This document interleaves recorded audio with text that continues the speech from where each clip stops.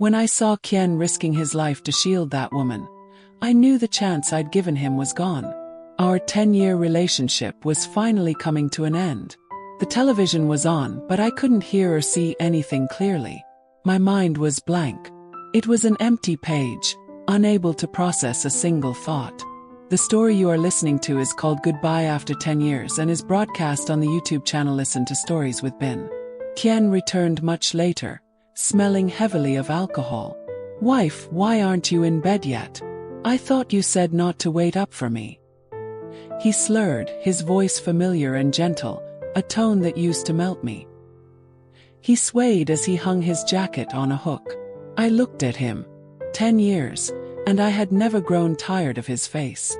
The 16-year-old boy I met in high school was now a successful man.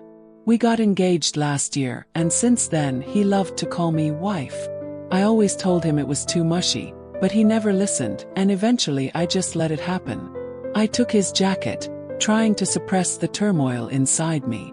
"You should rest. I'll make you some hangover soup. You're the best, wife. You always take such good care of me," he said, trying to hug and kiss me. But the memory of that afternoon flooded my mind, and a wave of revulsion washed over me. I turned my head, avoiding his kiss, and guided him to a chair. "Don't mess around. Just sit still." I hurried into the kitchen, afraid that if I stayed another second, I'd lose control. Didn't he notice the faint, salty smell of the ocean on his clothes? I knew there was no big client. He must have taken Tran Phi to the beach. I hadn't brought him lunch in a long time, but today, for some reason, I had wanted to. It used to be his one request. I had to bring him lunch at least once a week. He would say, "Only your cooking tastes right to me, but I don't want to overwork you, so once a week is enough." In the beginning, when I was a freelancer, I brought him lunch every day. Later I got a job at a studio, and my schedule became busier. Soon it was once a week. Perhaps it was fate. I arrived at his company and saw him rushing across the street. The next second, he was shielding a woman from an out-of-control car. "Are you trying to kill yourself?" he yelled, his voice laced with panic. "Do you have any idea how much you scared me?" I couldn't remember the last time I saw him lose his composure like that. Maybe he never had. I chuckled bitterly. The girl looked stunned by his shouting and then started to cry. His angry expression instantly softened. He held her close, comforting her. I didn't know what they were saying, but he eventually carried her to his car, carefully placing her in the passenger seat and buckling her in. He sped off, and I had no idea where he was going. I don't know why I stood there for so long. Eventually, when it got dark and they still hadn't returned, I threw my untouched, now cold lunch into a trash bin, tightened my jacket, and walked home in silence. Kien was an orphan, but he was never insecure about it. The year we sat together in 10th grade, I knew he was a man with great ambitions. I remember when he wrote a note of gratitude to a scholarship donor. He was so confident, determined, and grateful. "I will pay you back many times over when I graduate," he told the donor. And he did. After his business became successful, he repaid his benefactor dozens of times over. He fulfilled all his promises except for one. He once told me, "In this life, I will only love you." He said I was like a gentle breeze, rippling the tranquil river of his heart. He told me he had no family and that I was his only one, so I gave him all my warmth. I didn't realize that the breeze I offered him would only pass by, and when he finally found his great river, he would leave me behind. "What are you thinking about, wife?" Kien's voice came from behind me. "Just work stuff," I replied, seeing the soup about to boil over. I turned off the stove and poured it into a bowl. "It's too hot to drink now. I'll go run you a bath." I didn't want to become a jealous, irrational woman, but another second with him felt impossible. "Wife, what's wrong? Are you upset about something?" He grabbed my hand. His eyes filled with genuine concern. I thought he still cared for me. That look in his eyes couldn't be fake. I calmed down and pulled my hand away, feeling a deep exhaustion. "I'm just tired. It's late." A look of guilt crossed his face. He pulled me into a tight embrace. "I'm sorry," he whispered. "A big client from Beijing was in town. I couldn't get out of it. You're so busy too. From now on, you don't have to wait up for me." I didn't understand how he could lie so effortlessly, but his next words hit me. He didn't know that I hadn't waited for him in a long time. Today was the exception. I simply nodded, gently pushed him away, and went into the bedroom. In high school, Kien and I were the star couple. Everyone said we were a match made in heaven. We were always at the top of our class. He was smart and hardworking, and I was just as competitive. He was an orphan, but he never let that hold him back. He was always buried in his books, and because he didn't have many friends, everyone thought he was cold. We became close in the second semester of 10th grade when our homeroom teacher made us desk mates. I wasn't a very talkative person and was usually quiet. What brought us together was my weakness in chemistry and his in English. "Hey, desk mate," he'd said. "Could you tutor me in English? I'll help you with chemistry." I wasn't good at refusing people, and I needed to improve my chemistry grades, so I agreed. From that day on, our quiet lives became intertwined. We shared everything. Our relationship took a turn when a boy from another class publicly confessed to me. Kien's face turned beet red. "Get lost," he yelled at the boy. In that moment, we both knew how we felt about each other, but we never said it out loud. For the next 3 years, we were inseparable. When it rained, he would carry me on his back so my feet wouldn't get wet. When it was sunny, he held an umbrella over my head because I hated the heat. When I was thirsty, a bottle of water, already opened, would appear in front of me. At lunch, he always got my food for me so I wouldn't have to wait in line. "I could just wait with you," I said once. "I can't let my na-na suffer," he replied. Even our homeroom teacher said that if all relationships were like ours, she wouldn't object. We just smiled at each other, never confirming or denying anything.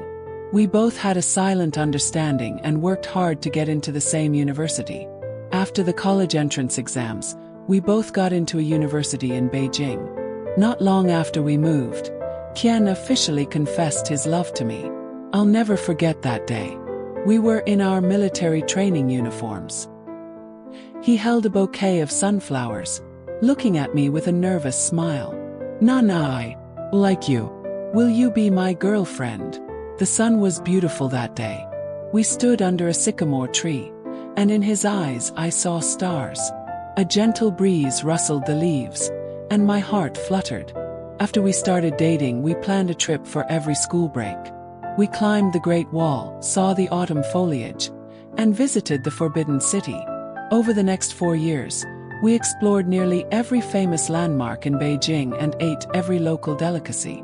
Once he took me to the beach. He stood behind me, his arms wrapped around me. "Na, he said softly. "I want to start my own business. When I succeed, I'm going to tell the world that I'm going to marry Dui Na. I want to make you the happiest woman in the world. And I'll take you to the most beautiful sunrise and propose to you there." I smiled and pictured our future together. Throughout university, Kien won many scholarships and competition prizes. He had told me he wanted to start a business as soon as we started college and even had a project plan ready. So I wasn't surprised by his decision. I even gave him all my savings and prize money. I believed he would succeed. Some might say I was naive, but for me there was only Kien. I never considered anyone else. I just didn't realize that the path we'd been on together had become a narrow log bridge, and only one of us would continue to walk on it. After graduation, we moved back to Sioux City. We had different majors, so I couldn't help him much with his business. I could only work hard and save money so I could support him when he needed it. In the beginning, Kien struggled. After 2 consecutive failures, he was ready to give up. I could see the frustration in his eyes, but we were out of money, and we had exhausted all our options for borrowing. My parents had died when I was in middle school, and my uncle raised me. He offered to give Kien the settlement money from my parents' deaths. Kien refused. "No matter how hard it gets, I can't touch that money," he said. If I do, I'll have lost my integrity. I was so grateful for that. My uncle had always treated him like a son. The money was meant for my uncle's old age, and I never wanted to touch it either. After 2 failed attempts, Kien was like a deflated balloon, completely dispirited. I didn't know how to comfort him. I wasn't good at it, and empty platitudes were not my style. So I took a leave of absence from work. While he was looking for a new job, I dragged him on a trip. We hiked mountains to watch the sunrise, went skydiving, and returned to the same beach where we had been before. I took his hand and watched the sunset with him. Aaron, everything will be okay. Finally, we went to Tibet, a place rumored to cleanse the soul. There we saved a man's life. He had severe altitude sickness and almost died. When we took him to the hospital, his condition was critical. When he woke up, he was full of gratitude. He was traveling alone and told us he was trying to atone for his past sins. We couldn't just leave, so Kien sat down and talked with him. They hit it off. When we returned to Sioux City, Kien found a good job. His spirits lifted. One night he held me close. Nah, thank you. Without you, I would have fallen apart, he said. I swear I'll succeed and give you the best life. I wanted to tell him that all I wanted was us. 2 people, 3 meals and 4 seasons. But I knew his dreams, so I didn't say anything and just held him tighter. One day he came home looking ecstatic. Before I could even ask, he hugged me and spun me around. Nah, remember the man we saved in Tibet, he said, his voice full of excitement. He contacted me today. He thinks my old project has potential and wants to invest in it. I suddenly remembered. He had asked Kien for his contact information 3 months ago, saying he would reach out once he got better. I hadn't thought anything of it. I patted his back, happy for him. That's great. Aaron, I know you'll succeed this time. Kien kissed me passionately. Nah, you're my good luck charm. I laughed. I was the one who had noticed him, but Kien was the one who had saved him. I couldn't have carried a man that big. After that, Kien got extremely busy. This was also when he first asked me to bring him lunch once a week. The first 6 months were especially hard, with almost no days off. Back then, I was a freelancer and would bring him lunch every day, eating with him at his company. 3 years later, his company became stable, and he started having more business dinners. I also started working at a studio and I got busier. The number of times I brought him lunch dwindled from twice a week to once, and now to none at all. It was funny. He never once asked why I had stopped. I heard the bathroom door open. Kien, still damp from the shower, came out and climbed into bed, pulling me into his arms. His slightly wet face rubbed against my neck. I knew what he wanted, but after what I had seen, I couldn't stand the feeling. The scene from the afternoon ignited a spark of anger in me. I suddenly pushed him away and moved to the other side of the bed. He looked at me in surprise. I'm not feeling well, I said. Go to sleep. His face filled with worry. Is it that time of the month? Do you feel sick? Let's go to the hospital. He tried to get up. I didn't understand how he could have someone else and still pretend to care about me so deeply. Could a person truly love 2 people at once? I'm fine. Sometimes it just comes early. I'm tired. Go to sleep. I pulled my hand from his, lay down facing the wall, and pretended to be asleep. I didn't see his stiff and awkward posture. The truth was, I had noticed his strange behavior for a while. I wasn't just being suspicious. I was giving our 10-year relationship a chance. The first time I noticed something was 5 months ago. He had called to tell me he had to go on a business trip for a week. I was worried he would forget something, so I brought some clothes to his office for him. I didn't expect to find the restroom so messy. I pushed my pounding heart down and told myself he had probably just gotten drunk the night before and slept there alone. But that entire week he never contacted me. The second time was a week later, after he had returned. He never took his phone into the bathroom, but that night he did. I knew I shouldn't have been suspicious. After all these years, I should have trusted him. So that night I told myself he was just playing a game. 3 days later, I woke up in the middle of the night to find him gone. I heard a faint voice coming from the balcony, and my heart sank. I thought it was an intruder. I quietly opened the bedroom door, and there he was. From the bedroom to the balcony, I couldn't hear what he was saying or who he was talking to. I just heard him say, "Be good, I miss you too. I'll take you on a trip next week." In that moment I felt my heart shatter. My head was ringing and the world was spinning. If I hadn't grabbed the doorframe, I would have fallen. Felt like someone was squeezing my throat. I wanted to scream, but no sound would come out. He said he would take her to a place with the most beautiful sunrise. Isn't that the place he said he would propose to me? I heard him say that skydiving over the ocean was beautiful. So all those memories that belonged to us were now being shared with someone else. Was he going to take her to all the places we had been?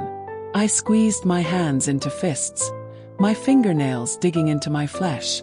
Though my body was shaking with pain, I didn't confront him. I wasn't an impulsive person, and I didn't want to make a scene. I had never even lost my temper with anyone. I quietly went back to bed before he could notice me.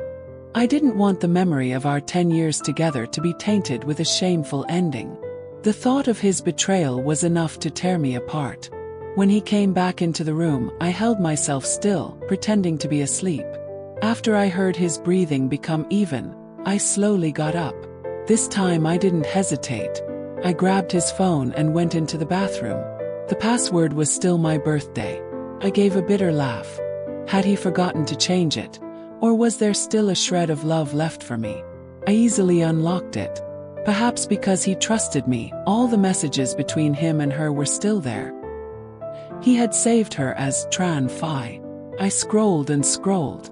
When I reached the first message, I realized they had only connected a few months ago. The date was the day I had left for a business trip. He had a stomachache and went to the hospital alone. Their chat showed that they met there. To thank her for helping him get a number and taking care of him. He had found her a job as a clerk at his company. The turning point was 3 months ago. I didn't know what had happened, but she kept apologizing and wanted to quit. Kien obviously didn't agree. They were silent for a week. That was the same week he didn't come home and didn't contact me. Every time I called, he was busy and rushed me off the phone. A week later, their messages were different. They were like a passionate, new couple. I continued to torture myself by scrolling. I realized their 3 months of chatting contained more than all our conversations in the past year. I don't know what happened, but their affectionate messages and even things that I couldn't bear to read out loud were like knives stabbing me in the heart. I saw a message from Tran Phi. It was a picture of her swollen ankle with no words. Kien's message came right after. "Don't move. I'm coming right away. Stay exactly where you are." So that's why he was in such a hurry to leave that day. He left the restaurant before we had even finished dinner, and before he had even wished me a happy birthday. All my suspicions were confirmed. I couldn't read any more. I copied the entire chat history and sent it to my phone. I put everything back in its place, lay down facing the wall, and hugged myself tightly. Only that way could I not feel the bone-chilling cold. After that night, I didn't act any differently. I just stopped bringing him lunch. I also stopped being intimate with him. But sometimes I would still go to his company. Every time I never saw Tran Phi. I had seen pictures of her, so I knew I would recognize her immediately. I later figured that because he knew I had a degree in psychology, he was afraid I would notice something, so he would hide her whenever I came. I wasn't the type of person who would easily accept betrayal, but because it was Kien, the person who had lit up my entire youth, I wanted to give him a chance. But when I saw him treating another woman like a precious treasure, I felt a strange sense of calm. It had been 6 months since I discovered his affair. In the beginning, there was a voice in my head every day. Ask him. Ask him why he did it. Why he treated me so badly. Why he lied to me. That time drove me to the brink of insanity. My hair fell out in clumps. During the day, I had to pretend that nothing was wrong. At night, I became a crazy person, my mind a storm of conflicting thoughts. Countless nights, I wanted to shake him awake, slap him, and ask him why he was trampling on my heart. But I wasn't the type to cling on or cause a scene. I didn't want to turn myself into a pitiful victim, nor did I want our love story, which had started so beautifully, to end in a terrible fight. So I decided I would tell him on our 10-year anniversary. But he stood me up that day. He cancelled our date and took that woman to watch the sunset instead. Wife, I'm sorry. I have to go on a last-minute business trip. Remember to lock the door tonight. His voice on the phone was still gentle and loving. I paused, realizing he had forgotten our anniversary. I gave a bitter laugh. It's time to give up. Okay, be careful and take care of yourself, I said. I couldn't describe the feeling in my heart. Sadness, disappointment, and a little self-loathing. I turned to the window and saw Kien get out of the car, and Tran Phi gently held onto his sleeve. I thought after 3 months I would be able to face this calmly, but my heart still ached and it was hard to breathe. My vision blurred. I took a deep breath and wiped away my tears. Aaron, when you get back, I want to take some time off. Can you take me somewhere? What's wrong? Nana, are you crying? Kien's footsteps paused. No, I choked out. I just choked on some water. Come back soon. I'll be waiting for you. Okay. I'll take you wherever you want to go. I didn't hear what else he said. When I saw him hang up and walk away, holding Tran Phi's hand, my tears fell again, blurring my vision completely. In the end, I became the abandoned woman, sobbing hysterically in my car. The boy who had once cherished me, who would drop everything to cheer me up if I looked even a little sad, was gone. After seeing them off at the airport, I went home and cleaned every corner of the apartment. Everything that was mine, and everything that belonged to us, I packed neatly away. This was a fancy apartment we had moved into 2 years ago. To be honest, I never felt at home here. I always preferred the small apartment we used to rent. This place felt empty and cold. Seeing the pristine living room, not a speck of dust in sight, a suffocating feeling rose in my throat. My mind replayed every moment I had shared with Kien like a movie. I still couldn't understand why he cheated. I couldn't take it anymore. I smashed everything in the living room, sat on the floor, and cried like a madwoman, like an abandoned wife. I didn't even recognize myself anymore. When the sun rose, I opened my eyes groggily, realizing I had cried myself to sleep on the carpet. After letting out all the emotions I had been suppressing for months, I finally felt calm. I opened a shopping app and ordered every single item I had just broken, exactly as they were before. The image of Kien holding Tran Phi's hand flashed in my mind. My heart still ached a little, but it no longer shook my resolve. I got up, went to the bathroom, and saw my swollen eyes. I put an ice pack on them for a while, then put on some makeup and went to work. My boss was from Beijing. She had moved to Sioux City for her boyfriend, who had died a year ago. Now she wanted to move her studio back to Beijing but keep a branch in Sioux City. She knew I was a local and had planned to make me the branch manager. But now I wanted to ask her if I could go with her to Beijing. I had lived there for 4 years and always loved the city. This was my chance. You want to go to Beijing with me? What about your boyfriend? She asked, surprised. I smiled faintly, my voice full of resignation. You guys broke up? She asked, even more surprised. She had watched our relationship from the beginning. Did he cheat? I just shrugged. I knew I couldn't hide it from her eyes. Seeing my honest answer, she didn't know what to say. Don't worry, I said, comforting her. I've come to terms with it. You know that love has never been my whole life. She didn't ask any more questions. She was a decisive person. After scolding me a bit to vent her frustration, she started making arrangements for me to move. I'm going back to Beijing tomorrow. My son, Jing Gold, needs his mother there. The studio is already up and running. When can you come? She asked. I was a little surprised she was working so fast. It was only 2 months ago that she had said she was considering moving the headquarters. Calculated the time. I'm taking time off. I can fly out in half a month. She didn't ask anything else, just told me to find a place to live and be ready to start working when I got there.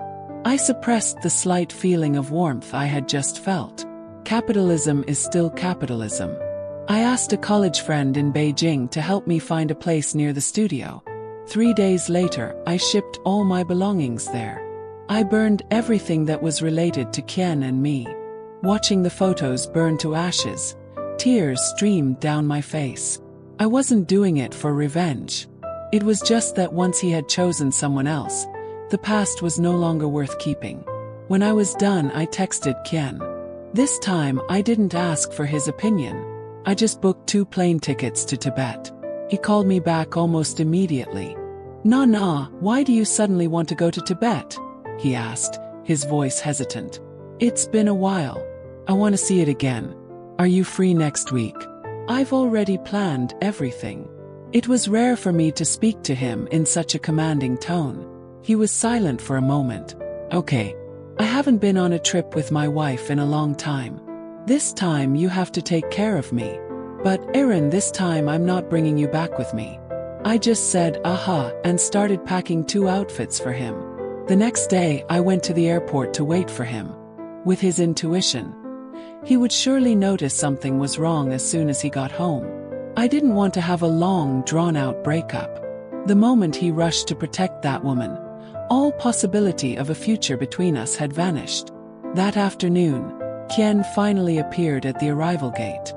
His eyes lit up when he saw me. A few feet away, I saw Tran Phi looking at me with a resentful expression. Nah, my dear wife, I missed you so much," he said, rushing to hug me.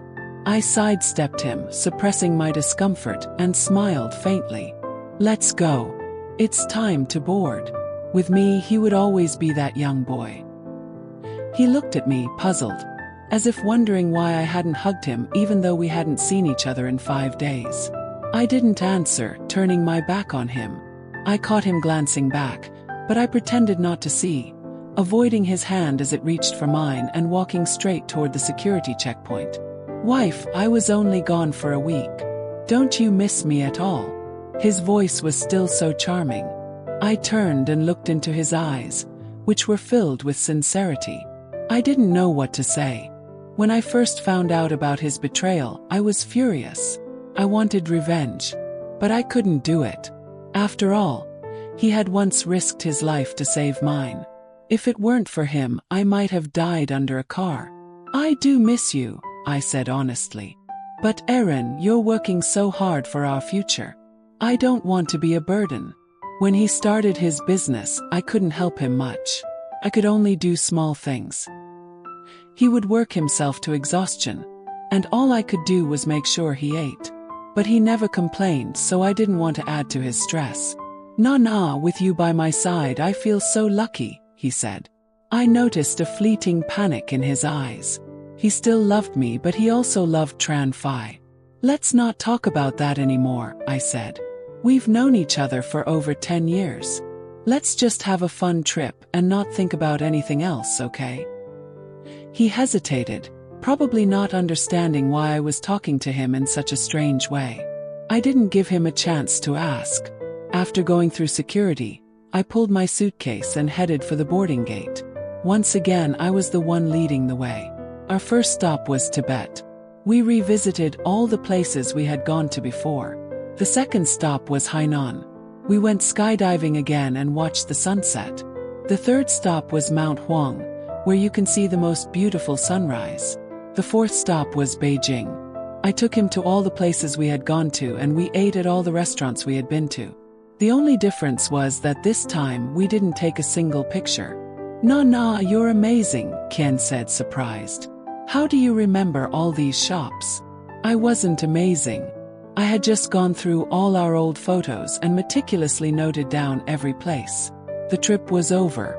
Kien and I went to the airport. The plane was scheduled to depart in 2 hours, so we went to a coffee shop. "Aaron, this is where I leave you." I finally said the words. Unlike what I had imagined, a messy, painful scene, this moment was strangely calm. He looked stunned, his hands shaking, and he spilled coffee on his shirt.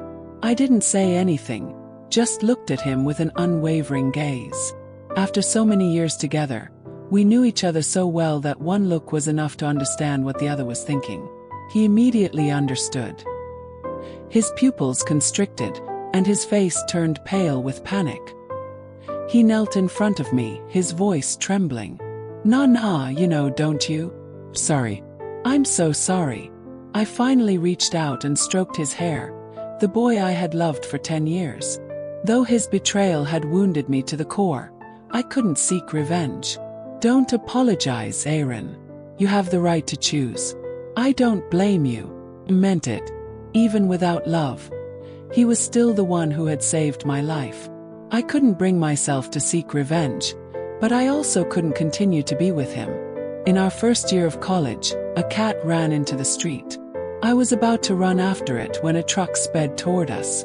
Kien, who was several feet away, lunged forward, grabbed me, and rolled us out of the way. I was fine, but he had severe scrapes on his arms and back. To this day, he has a long scar on his back. I was terrified, but he just smiled and told me it didn't hurt at all. I had tried to convince him to get the scar removed, but he refused, saying it was a testament to his love for me. Maybe with time I would stop loving him. Maybe I will erase you from my world, but I can't repay your betrayal with hatred. After all, for 10 years our love was real. Hearing my words, Kien's eyes filled with disbelief and tears began to stream down his face. You don't blame me?" he asked in a panicked voice. I nodded calmly. "I did, but not anymore." Nah, do you really want to leave me?" he asked cautiously. I nodded again, my voice steady. "Aaron, you know how I am." Kien didn't say anything else. He just held my hand tightly, his tears silently falling onto the back of my hand. Perhaps because I had cried so much before, seeing him cry like a child, I felt nothing. He didn't ask me anything. We didn't even mention Tran Phai's name.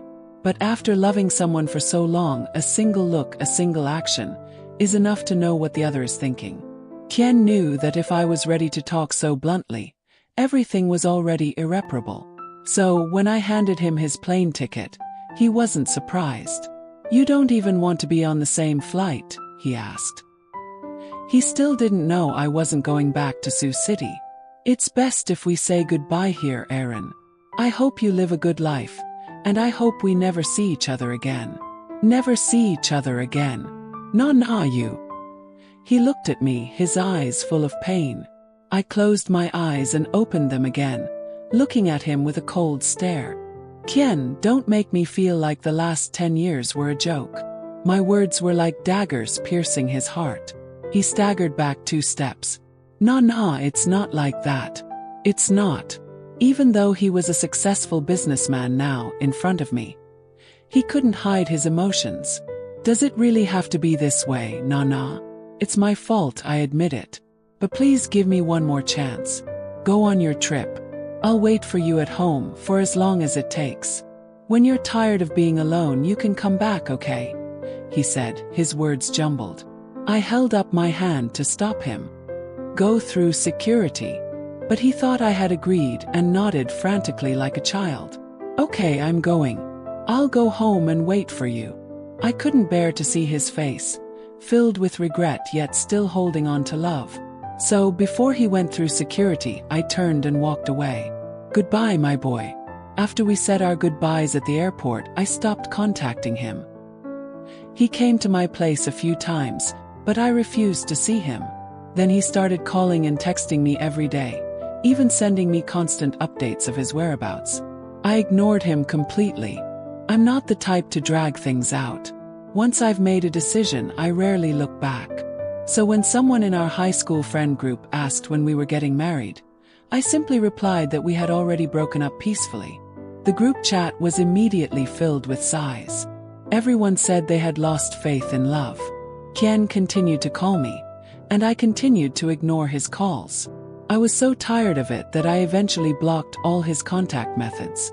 That gave me 2 days of peace before a flood of calls and messages from unknown numbers started coming in. I couldn't take it anymore and decided to meet him one last time to make things clear. I went back to Sioux City and chose the same restaurant where he and Tran Phi had their date. In just over a month, he had lost a lot of weight and looked disheveled. I sat in the same seat Tran Phi had occupied. When Kien saw where I was sitting, a look of shock crossed his face. He probably couldn't figure out how I knew. I didn't want to waste any more time. It had been over half a year since I found out about his affair, and I was now calm enough to face him. I took out a thick stack of printed documents and placed them on the table in front of him.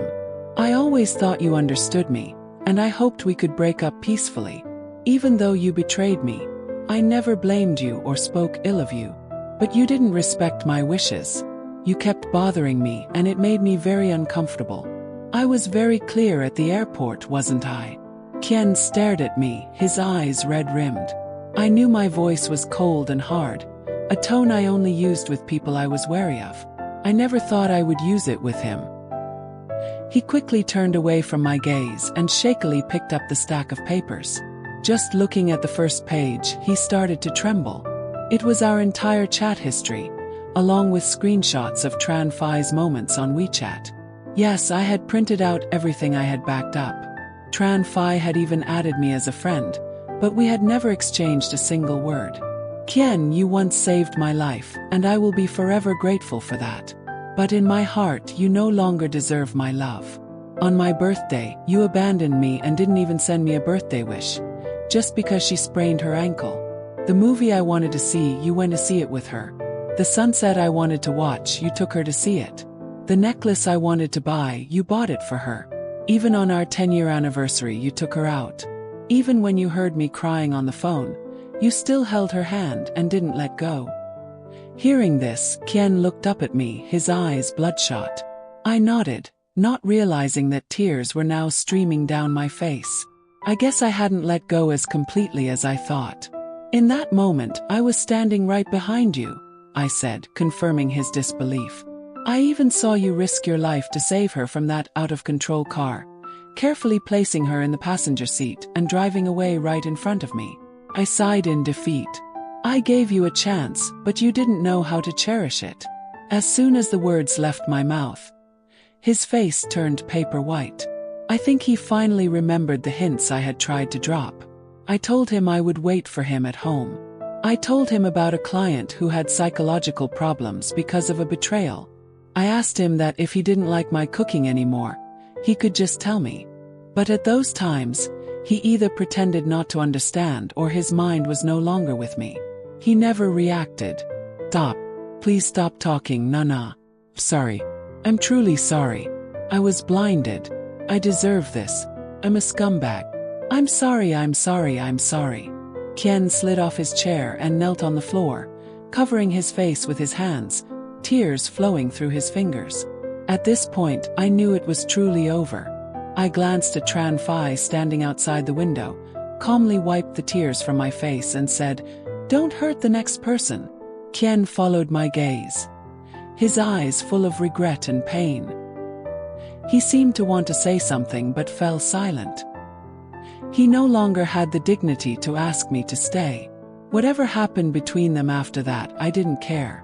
I booked a flight and flew back to Beijing that same day. After that, I continued to travel alone and share my daily life on social media. I never thought my life would be without Kien, but I also didn't let his absence stop me. 3 years later, I met my husband when he accompanied a friend to a psychology consultation. We got to know each other and eventually became close. He was 4 years older than me and wasn't a talkative man, but whenever he was by my side, I felt a sense of peace. A year later, we got married. 2 years later, we had our son, Bei. When Bei was 2, we went to my uncle's house for the Lunar New Year. We planned to take my uncle back to Beijing with us, and my husband was in charge of convincing him. He had a natural ability to persuade people. When he spoke, people believed him. I was sure my uncle would listen to him. And he did. I joked. It really takes my husband's touch to get things done. He was a university professor, and I always teased him with that line whenever he helped me with something. His ears would turn red every time I said it. As we were joking, a familiar figure appeared. It was Kien. It had been many years since we had seen each other. It had also been a long time since I had thought about him. Besides the first year after our breakup, when I often dreamed of him, I had truly let him go. So much so that now, seeing him again, I could smile and nod a greeting. He looked much thinner and more haggard. He seemed a little surprised that I had greeted him. He opened his mouth to say something, but just then our son Bay ran in from outside. "Mommy!" I opened my arms to hug him, but before he could reach me, my husband scooped him up. "Don't get too close to my wife," he joked. Bay pouted. I laughed. My husband had always been a little jealous, even of our son. When I looked back, Kien was gone. Kien's side of the story. When I heard Nana say, "This is where I leave you," the anxiety that had been building up inside me for days finally became a reality. I had hoped she was just testing me or joking. But when I looked into her calm, cold eyes, I knew it was truly over. I had lost the most important person in my life. I had an acute stomachache once when Nana was away on a business trip. My secretary, in a panic, rushed me to the hospital, but in her haste, she hit a person on a bicycle right in front of the entrance. It was Tran Phi. I told the secretary to handle the accident while I got out of the car and went inside. But Tran Phi stopped me. I thought she was going to make a scene and demand compensation.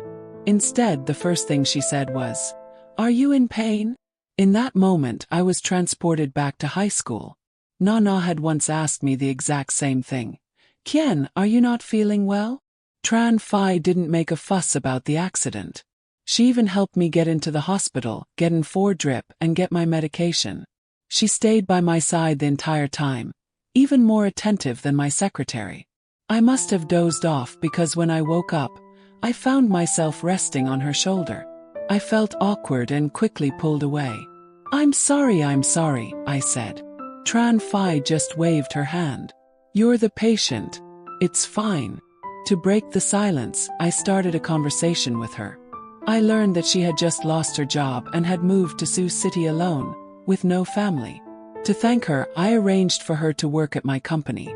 I never thought that would be the most regretful decision of my life. I swore nothing would ever happen between us, but we were caught up in a moment in the restroom at my company. Afterwards, she kept telling me not to worry about it, but I couldn't forget that night. It was at a company party, and I was quite drunk. She was wearing a dress that looked exactly like one of Nana's. She confessed that she liked me, which was why she didn't resist. But everyone at the company knew I had a girlfriend, including her. So she said she wouldn't hold me responsible and would quit her job and leave Sioux City. I didn't know much about her. After she joined the company, we only had a professional relationship. She was lively and hardworking. So when she said she was leaving, my first instinct was to stop her. She had once told me that her parents treated her badly, and she had moved to Sioux City to escape their exploitation. I refused her resignation and asked her to give me some time to think. I didn't know what to do. I had never imagined being with anyone other than Nana. For the next week, I didn't contact Nana.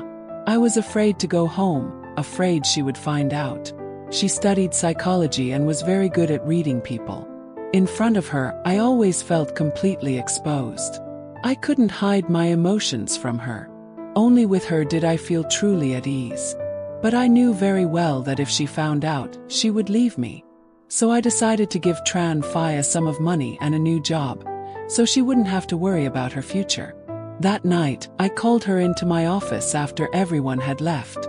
Tran Phi cried, saying she didn't want the money.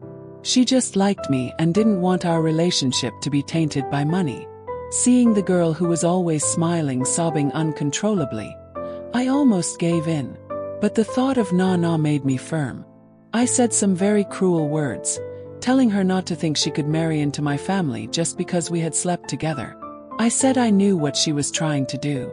I told her I loved Nana and would never marry anyone else. Tran Phi seemed deeply hurt. She grabbed a fruit knife on the table and tried to stab herself. In a panic, I rushed to stop her. She took that opportunity to hug me and kiss me repeatedly. In that moment, I was a mess. Nana was never so forward. She was always gentle and reserved. Tran Phi was passionate and assertive, and I was swept away. The next morning, I woke up filled with regret and self-loathing. But in the back of my mind, there was a strange excitement. I realized how awful I was. I was no different from the business partners I used to despise. I knew I should tell Nana and not hurt her anymore, but the thought of her leaving me was too painful. In the end, I chose to hide it from her. I told Tran Phi that I would take care of her financially, but she couldn't cross the line. I knew how many women in her position wanted to become the official wife, so I warned her that if she ever dared to provoke Nana, I would make her life a living hell. I knew I didn't love Tran Phi. I was just addicted to her body. When she told me her parents were forcing her to go on blind dates, I just nodded. But when she ran out of the office, I felt a pang of regret. The last time I told her to leave, she almost killed herself. What would she do this time? Ignoring the looks from my employees, I ran after her. When I saw the car rushing toward her, the memory of Nana almost being hit by a car all those years ago flashed in my mind. Without thinking, I ran and saved her. By reflex, I thought I was hugging Nana.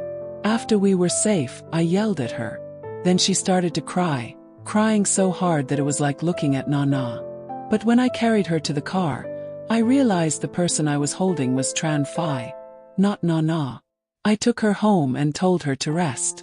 Then I drove to the beach alone, letting the wind hit my face, and drank a lot of alcohol.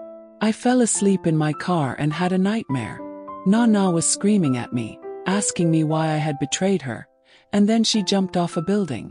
The dream, hazy as it was, woke me up. In that moment, I realized how much I had messed up. I had to end this immediately.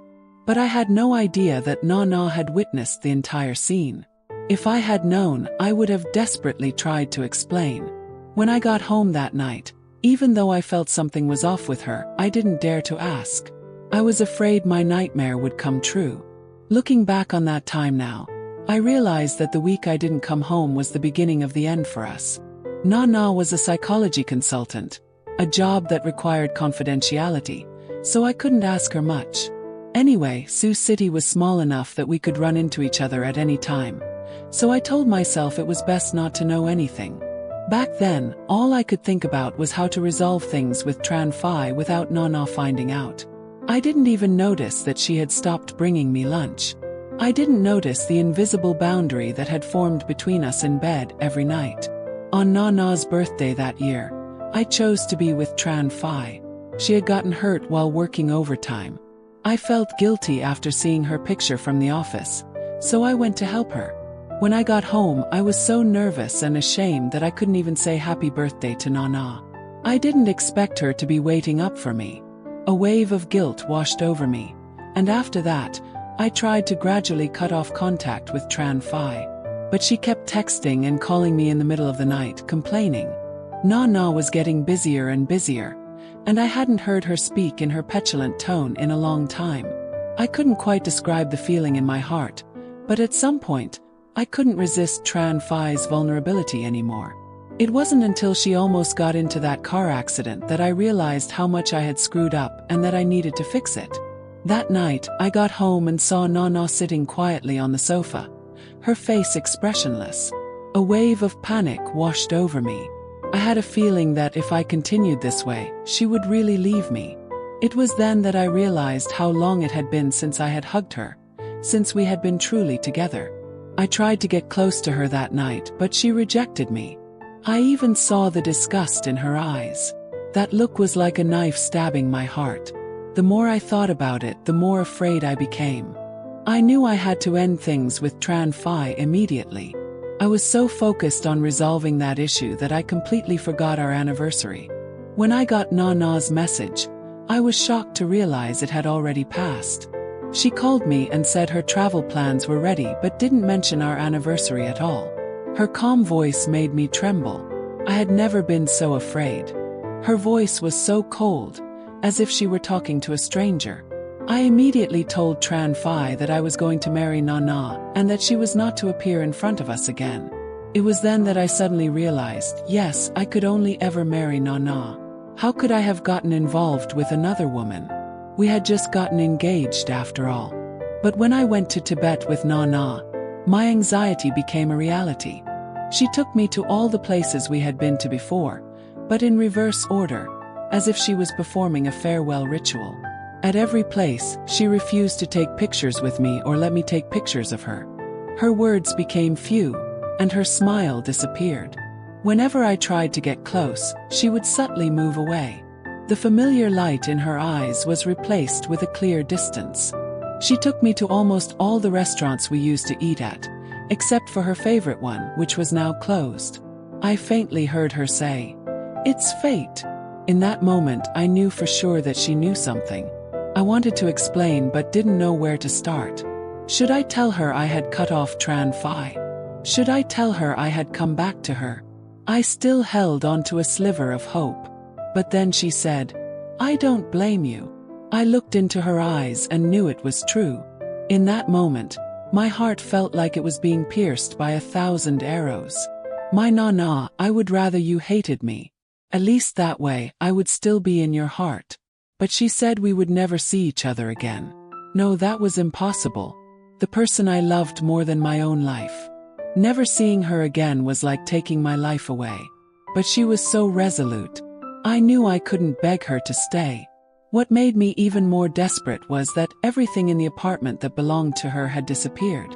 Even the mugs we made together, our photos, our matching pajamas, our toothbrushes. Everything was gone. The large apartment looked like no one had ever lived there. I suddenly remembered the past few years, coming home to find her sitting alone on the sofa, waiting for me. It turned out I hadn't truly been with her for a long time. I went crazy, tearing through every corner, hoping to find a single item that belonged to her. But there was nothing. She had left no trace, as if the last 10 years had never existed. No, we still had our photos. I frantically opened our cloud drive where we had stored 10 years of memories. But when I saw the empty folder, I froze. Tears welled up in my eyes. Finally started to sob. Nana had truly erased everything between us. She really didn't need me anymore. After that, I went to her office to wait for her. I wanted to tell her I would wait for her forever. I thought she wouldn't be back from her trip for a while, but I was sure her colleagues would tell her I had come. I didn't expect the receptionist to tell me she had moved to Beijing. In that moment, my world turned upside down. Nana, my Nana, you really didn't leave a single chance for me. But I knew how much she meant to me. I had to win her back. Without her, I was a fish out of water, unable to survive. I went to Beijing to find her, but she refused to see me. I knew I was wrong, and it was understandable that she didn't want to see me. So I started sending her daily updates of my life. Even though she never replied, I believed she was reading them. I believed I could win her back. After all, we had been together for 10 years. Just thinking about that, I couldn't help but slap myself across the face. It was my own blindness that had led to this. I deserved it. But when I saw the message in our high school group chat, we broke up peacefully. I couldn't hold back anymore. I called her like a madman. I wanted to ask her why. Why didn't she give me a chance to make things right? She blocked my number. I used an employee's phone to call her. It worked. She agreed to meet me. If there were a pill for regret, I would have taken one and gone back to that night when I had a stomachache. I didn't know when she had gotten the chat logs. When I saw the intimate pictures and messages, I just wanted to crawl into a hole and die. I couldn't even recognize the man in those messages. But what Nana said next was what truly sent me to hell. She had been right behind me every time I was with Tran Phi, witnessing everything. She said she had given me a chance. Yes, she had. But I was lost in a dark world of desire and couldn't hear her hints. In that moment, I truly understood that there was no chance for us anymore. What right did a filthy person like me have to be with her? But Nana must have misunderstood, thinking I was still in contact with Tran Phi. I wanted to clarify, but it no longer mattered. Nothing mattered anymore. Tran Phi had quit her job, and everyone at the company knew she was the other woman. People would mock her every day and even post about her online. I didn't stop them. I knew they were doing it for Nana. And Tran Phi had also broken our agreement. She had added Nana as a friend without my permission. She had to pay the price. I didn't let myself off the hook either. I told people not to blur my face in the pictures. I deserved all of it. But the impact on me wasn't as severe as I thought it would be. That was the reality. Men with a little money always have a wife at home and a mistress on the side. They seemed to think it was normal, even advising me to find someone more obedient next time. They thought Tran Phi had been the one to reveal the affair. But she wasn't doing much better. She was sent back to her hometown, and her parents were humiliated. I heard she eventually married a divorced man who was almost her father's age and had a history of domestic violence. I knew that was her retribution. One day I got a call from an unknown number. It was Tran Phi. Her voice was frantic and incoherent. I was about to hang up when I heard her say, "Kien, do you know? I've liked you for a long time. I put so much effort into getting you. But in the end you still betrayed me. You'll get your comeuppance. Haha." From her rambling words I finally understood. She had put something in my drink that night. My office was filled with pictures of Nana, so it was easy for her to find a dress just like hers. I don't remember what else she said. I wasn't even angry that she had plotted against me. Because even if the first time wasn't my fault, what about all the times after that? I knew I had been blinded by my own desires. My retribution would come sooner or later. And 8 years later it did. I was diagnosed with late-stage stomach cancer. I had suffered from stomach problems since middle school. I was an orphan who grew up in an orphanage. Just living was a blessing. Stomachaches were nothing. Nana had nursed me back to health before, but without her, I had fallen back into a life of drinking. My illness was inevitable. But before I died, I wanted to see her one last time. In the years after our breakup, I would secretly go to Beijing every year. I missed her so much. I would watch her from a distance. At first, seeing her walking home alone, my heart would ache, and I would want to kneel down and beg for her forgiveness. When she went on trips, I would secretly follow her, afraid something might happen to her. But when I remembered the last time we saw each other and how pathetic I had been, I didn't dare to appear in front of her. Later, a very gentle man appeared by her side. I saw them eat, walk, and watch movies together. I saw them hold hands, hug, and kiss. In that moment, my heart ached so much it felt like it would burst. So this was the feeling she had to endure all those years ago. No, she must have been in even more pain than me. After that, I never went back to Beijing. I couldn't stand to see her with another man. I could see that he loved her very much and took great care of her. But now I was dying and I just wanted to see her one last time. Maybe God heard my prayer. This Lunar New Year, I saw her outside my uncle's house. She looked just like she did in college. Seeing her so happy and fulfilled, I felt a sense of peace. She had a complete family, and her son looked just like her. I shouldn't bother her anymore, so I quietly turned and left. When I got back to the company, I wrote my will. I returned to my large, empty apartment, my mind filled with memories of Nana. My Nana, one last time I have to ask you to handle my funeral. If there is a next life, I will never be as foolish as I was in this one.